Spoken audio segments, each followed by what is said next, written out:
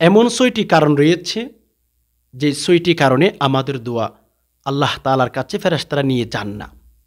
মানে আমাদের দোয়া কবুল হয় না 6টি কারণে, এক কথায়। আজকে আমরা যে 6টি কারণে আমাদের দোয়া আল্লাহ তাআলা কবুল করেন না, গ্রহণ করেন না, সেই 6টি কারণ জেনে নেওয়ার চেষ্টা করব। যদি আপনি জানেন যে এই কারণে আমাদের দোয়া কবুল হয় না, আল্লাহ পাক আমাদের দোয়া কবুল করেন না, যদি আপনি জানেন, তাহলে সেই কাজগুলো থেকে আপনি শতহাত দূরে থাকতে পারবেন, শতহাত দূরে থাকতে পারবেন। যদি চান যে আমার দোয়া কবুল হয়ে যাবে, আমি যত কিছু আল্লাহর কাছে চাইবো আল্লাহ আমাকে দিবেন, তো এমন কিছু কাজ আপনি করে ফেলেন অজানার কারণে, জানা না থাকার কারণে, যেগুলো কারণে আল্লাহ তাআলার কাছে ফেরেশতারা দোয়াগুলো নিয়ে যান না। নাউজুবিল্লাহ। সেরকম 6টি কারণ আমি মনে করি, আমি মুসলমান হিসাবে আমি নিজেকে মনে করি প্রত্যেক নারী পুরুষের জানা থাকা উচিত যে কোন কোন কারণে রব আমাদের দোয়া কবুল করেন না, কোন কোন কারণে আমাদের দোয়া আল্লাহর কাছে যান না। না জানার কারণে আমরা দিনের পর দিন দোয়া করি, রাতের পর রাত দোয়া করি, মাসের পর মাস দোয়া করি, বছরের পর বছর দোয়া করি, লেকিন আল্লাহ তাআলার কাছে দোয়া কবুল হচ্ছে না। একটু সবর করেন, ভিডিওটি শুরু থেকে শেষ অবধি দেখতে থাকুন। সম্মানিত দিনী বেইবুর, দেখেন 6টি কথা বলার আগে আমি দোয়া নিয়ে কিছু কথা বলবো। দোয়া এমন একটা হাতিয়ার, আমাদের মুমিনের মেন হাতিয়ারের কথা যদি আপনি আমাকে জিজ্ঞেস করেন, মুমিনের সবচেয়ে বড় সম্বল কি, আমি বলবো দোয়া। আমি বলবো দোয়া। আদ-দুআউ মখুল ইবাদাহ, আদ-দুআউ মখুল ইবাদাহ। রাসূলুল্লাহ বলেন, মুহাম্মাদুর রাসূলুল্লাহ সাল্লাল্লাহু আলাইহি ওয়াসাল্লাম বলেন, দোয়া হচ্ছে ইবাদতের মগজ। যত বেশি যে বান্দা আল্লাহ তাআলার কাছে দোয়া করবে, আল্লাহ পাক রব্বুল আলামিনের কাছে চাইতে থাকবে, রব্বুল আলামিনের কাছে বারবার দোয়া করতে থাকবেন যে আল্লাহ, অভাবের মধ্যে পড়ে গেলাম, ঋণগ্রস্ত হয়ে গেলাম, নিজের দুঃখের কষ্টের যেসব কথা আছে সব আল্লাহ পাক রব্বুল আলামিনকে যে সমস্ত নারী পুরুষ বেশি বেশি শেয়ার করে, আল্লাহ পাক রব্বুল আলামিন তাদের দোয়া কবুল করেন। যারা দোয়া, আল্লাহ পাক রব্বুল আলামিনের একটা নিয়ম কানুন হচ্ছে, যারা আল্লাহর কাছে দোয়া করেন এদেরকে দেন, এটা আল্লাহ পাকের রুলস নিয়ম। যেমন একজন মায়ের 2টা সন্তান হয়েছে, একজন সন্তান কান্না করলে তাকে মা দুধ পান করায়, তাকে দুধ পান করে যেন সে পান করতে পারে সেরকম ব্যবস্থা করে দিয়ে থাকেন যে কোনো সিস্টেমে।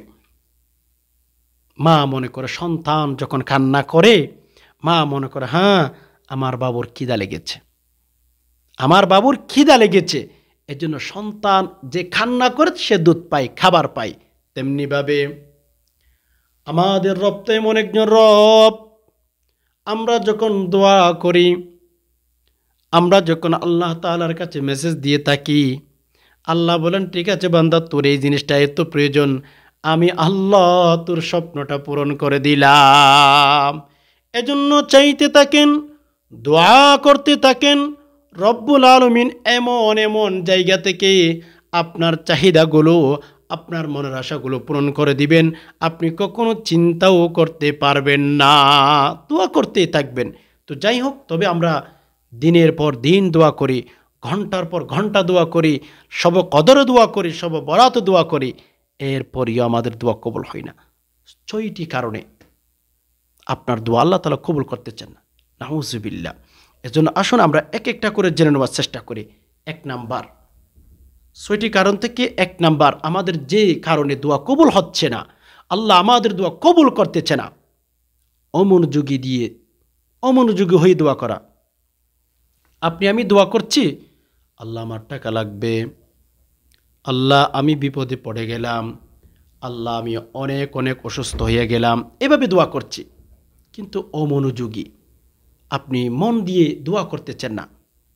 আল্লাহ রসুল সাল্লাল্লাহু আলাইহি সাল্লাম বলেন, যারা আল্লাহ তাআলার কাছে দোয়া করবে, যারা আল্লাহ তাআলার কাছে কোনো জিনিসের জন্য মেসেজ দিবে, আল্লাহ পাক রব্বুল আলামিনের কাছে যখন কোনো বান্দা কোনো জিনিসের জন্য প্রার্থনা করবে, যদি ওই ব্যক্তি অমনোযোগী দোয়া করে, আল্লাহ পাক রব্বুল আলামিন ওই দোয়া কখনো কবুল করবেন না, ওই দোয়া আল্লাহ পাক রব্বুল আলামিন কখনো গ্রহণ করবেন না। ফেরেশতারা ওই দোয়া আল্লাহর কাছে কখনো নিয়ে যাবেন না। ফেরেশতারা যদি আপনার দোয়া আল্লাহ পাক রব্বুল আলামিনের কাছে না নিয়ে যান, তাহলে আল্লাহ তাআলা তো কোনোভাবে আপনার দোয়া কবুল করার প্রশ্নই আসে না। এজন্য যখন আল্লাহর কাছে দোয়া করবেন, মনোযোগী দোয়া করবেন, আল্লাহ আপনি আমার খোদা, আপনি আমাকে তৈরি করেছেন, আপনি আমাকে জীবন দিয়েছেন, আপনি আমাকে পৃথিবীর মধ্যে ওজুদ এনেছেন, পাঠিয়ে দিয়েছেন, মালিক আপনি আমার দোয়া কবুল করে নেন। আল্লাহ আমি মনোযোগ দিয়েই দোয়া করতেছি, আল্লাহ আপনি আমার মনের আশাটা পূরণ করে দিন। এইভাবে আপনি যদি মনোযোগ দিয়ে রব্বুল আলামিনের কাছে দোয়া করেন, রব্বুল আলামিন আপনার মনের চাহিদাগুলো, মনের আশাগুলো পূরণ করে দিবেন। আপনি ভাবতেও পারবেন না এমনভাবে আল্লাহ পাক রব্বুল আলামিন আমার মনের আশাগুলো কীভাবে পূরণ করে দিল। এজন্য এক নাম্বার আমাদের যে কারণে দোয়া কবুল হয় না, অমনোযোগী দোয়া করলে কবুল হবে না। দ্বিতীয় নাম্বারে তাড়াহুড়া করে দোয়া করবেন না। অনেক মানুষ দেখা যায় ফলাফল পাইতে যখন তাদের দেরি হয়, তাড়াতাড়ি করে দোয়া করতে থাকে। না না, তাড়াহুড়া করে আল্লাহর কাছে কোনো কিছু চাইবেন না। আল্লাহ পাক রব্বুল আলামিনের কাছে যখন কোনো কিছু জিনিসের জন্য আমরা দোয়া করব, কোনো জিনিস আমরা আল্লাহর কাছে যখন চাইব, আল্লাহ পাক রব্বুল আলামিনকে বলবো যে আল্লাহ আমার এই জিনিসটা প্রয়োজন, আস্তে আস্তে ধীরে ধীরে মনোযোগ দিয়ে দোয়া করবেন। ভাই আমরা দোয়া করি ঠিক আছে, আমরা কিন্তু দোয়া করার সময় অনেক তাড়াহুড়া করে ফেলি, ঠিক না? ওই রকম তাড়াহুড়া করলে তো আল্লাহ তাআলা আপনার দোয়া কখনো কবুল করবেন না। ওই রকম তাড়াহুড়া দোয়া আল্লাহ পছন্দ করেন না। সো আমরা ধীরে ধীরে ধীরে আস্তে আস্তে দোয়া করবো আল্লাহর কাছে, ইনশাআল্লাহ যা চাইব আল্লাহ আমাদেরকে দিয়ে দিবেন। এজন্য আমরা অবশ্যই দোয়া করার সময় ধীরে ধীরে দোয়া করব। তাড়াহুড়া করে যদি আপনি দোয়া করেন, ওই দোয়া আল্লাহ পাক রব্বুল আলামিনের কাছে ফেরেশতারা নিয়ে যাবেন না। তৃতীয় নম্বরে যেই কারণে আল্লাহ পাক রব্বুল আলামিন আমাদের দোয়া কবুল করেন না, সেটা হচ্ছে যখন কোনো ইমানদার নারী পুরুষ আল্লাহ তাআলার কাছে দোয়া করেন, বারবার দোয়া করেন, বারবার দোয়া করেন, দোয়া কবুল হচ্ছে না। একদিন দোয়া করেছেন কবুল হয় নাই, দ্বিতীয় দিন দোয়া করেছেন কবুল হয় নাই, তৃতীয় দিন দোয়া করেছেন আল্লাহ কবুল করেন নাই। একটা কথা অবশ্যই মাথায় রাখবেন, সেটা হচ্ছে আপনি যখন দোয়া করেছেন ফলাফল পাইতে আপনার দেরি হচ্ছে, দোয়া কবুল হতে আপনার দেরি হচ্ছে, আল্লাহ পাক তাড়াতাড়ি কবুল করছেন না, আপনি দোয়া করা ছেড়ে দিবেন না। অনেক মানুষ দেখা যায় দোয়া যখন ফলাফল পাইতে যখন একটু দেরি হয়, ওই ব্যক্তি, ওই নারী, ওই পুরুষ দোয়া করা ছেড়ে দিয়ে থাকে। না না না, এটা কখনো হতে পারে না, এটা কখনো করবেন না। আপনি যখন আল্লাহ তাআলার কাছে দোয়া করবেন, মেসেজ দিবেন, আমি আপনাকে বলছি শুনেন, আল্লাহ পাকের কাছে যখন কোনো কিছু চাইবেন দোয়া করতে থাকবেন। এমনকি বছরের পর বছর দোয়া করেন, দিনের পর দিন দোয়া করেন, রাতের পর রাত দোয়া করেন, আল্লাহ পাক রব্বুল আলামিনের কাছে চাওয়া কখনো বন্ধ করবেন না। আল্লাহর কাছে অনেকেই দোয়া করেন, কিন্তু কয়েকদিন দোয়া করার পর আবার ছেড়ে দিয়ে তাকে নৈরাশ হয়ে যায়, হ্যাঁ আমার দোয়া কবুল হবে না। এভাবে হলে মেরা আজিজ আপনার দোয়া কখনো আল্লাহ তাআলা কবুল করবেন না। চতুর্থ নম্বরে ওই সমস্ত নারী পুরুষের দোয়া আল্লাহ পাক রব্বুল আলামিন কবুল করবেন না, গ্রহণ করবেন না, যেই সমস্ত নারী পুরুষ তাদের আত্মীয় স্বজনদের সাথে সম্পর্কটা বিচ্ছিন্ন করে ফেলেছেন। অনেক মানুষ আছে অনেক নামাজ পড়ে, অনেক দোয়া করে, নিজেকে অনেক বড় একজন ভালো মানুষ মনে করে, সমাজের মধ্যে তাকে অনেক মানুষ মনে করে তাকে, হ্যাঁ এত ফেরেশতার মতো মানুষ, ঠিক না? কিন্তু আত্মীয় স্বজনদের সাথে সম্পর্ক বিচ্ছিন্ন, মা বাবার সাথে সম্পর্ক বিচ্ছিন্ন, ভাই ভাইয়ের সাথে সম্পর্ক বিচ্ছিন্ন, বোন বোনের সাথে সম্পর্ক বিচ্ছিন্ন। এই রকম যারা আছেন যতই দোয়া করেন না কেন আল্লাহ পাক আপনাদের দোয়া কবুল করবেন না। এজন্য আসুন যত বেশি বেশি পারেন আল্লাহ তাআলার কাছে দোয়া করবেন, মেসেজ দিবেন, আল্লাহ পাক রব্বুল আলমিনের কাছে যত বেশি পারেন দোয়া করতে থাকেন, প্রার্থনা করতে থাকেন যে আল্লাহ আল্লাহ আপনি আমার দোয়া কবুল করে নেন। আল্লাহ আমার কোনো আত্মীয় স্বজনদের সাথে সম্পর্ক বিচ্ছিন্ন নাই। আল্লাহ আপনি তো বন্ধুর মাধ্যমে জানিয়ে দিয়েছেন আত্মীয়দের সাথে বিচ্ছিন্ন করে ফেললে সম্পর্ক আপনি দোয়া কবুল করবেন না। আল্লাহ আমার সবার সাথে সম্পর্ক ভালো আছে, আপনি আমার দোয়া কবুল করে নেন।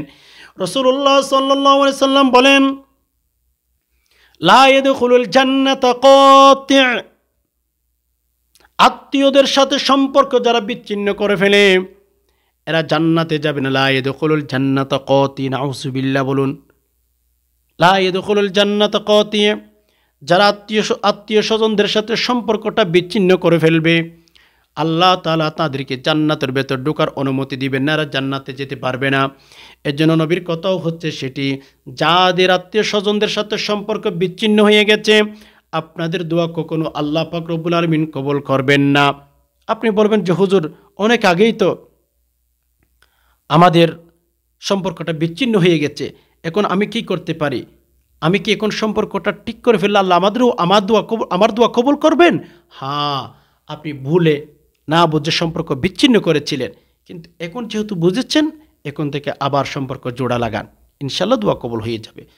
5 নম্বরে যেই কারণে আমাদের দোয়াটা কবুল হয় না, যেই কারণে আমাদের দোয়াগুলো আল্লাহ পাক কবুল করেন না, আমরা হচ্ছে সৎ কাজের আদেশ করি না, ভালো কাজের সৎ কাজ থেকে আমরা সৎ কাজে মানুষকে আনার চেষ্টা করি না, খারাপ কাজ থেকে মানুষকে আমরা বিরত রাখার চেষ্টা করি না। আল্লাহ তাআলা কুরআনুল কারীমের মধ্যে বলেন, কুনতুম খায়রা উম্মাতিন উখরিজাত লিন-নাস, আমি তোমাদেরকে সর্বশ্রেষ্ঠ জাতি বানাইলাম এজন্য তোমরা যেন তা'মুরুনা বিল মারুফি ওয়া তানহাউনা আনিল মুনকার, খারাপ কাজ থেকে মানুষকে বিরত রাখবা, খারাপ কাজ না করতে বলবা, ভালো কাজ বেশি বেশি করতে বলবা। আল্লাহ রসুল বলেন এই কাজটা যারা করে না তাদের দোয়া আল্লাহ পাক রব্বুল আলামিন কখনো গ্রহণ করবেন না, কবুল করবেন না, নাউযুবিল্লাহ। 6 নম্বর, একেবারে লাস্ট 6 নম্বরে যেই কারণে আল্লাহ পাক রব্বুল আলামিন আমাদের দোয়া কবুল করবেন না সেটা হচ্ছে আমরা যদি গুনাহের সাথে জড়িত থাকি, গান বাদ্য বাজনা নাচ সিনেমা ইত্যাদি ইত্যাদি গুনাহের সাথে যারা জড়িত থাকবেন রাসূলুল্লাহ সাল্লাল্লাহু আলাইহি ওয়াসাল্লাম বলেন তাদের দোয়া আল্লাহ পাক রব্বুল আলামিন কবুল করবেন না, নাউযুবিল্লাহ।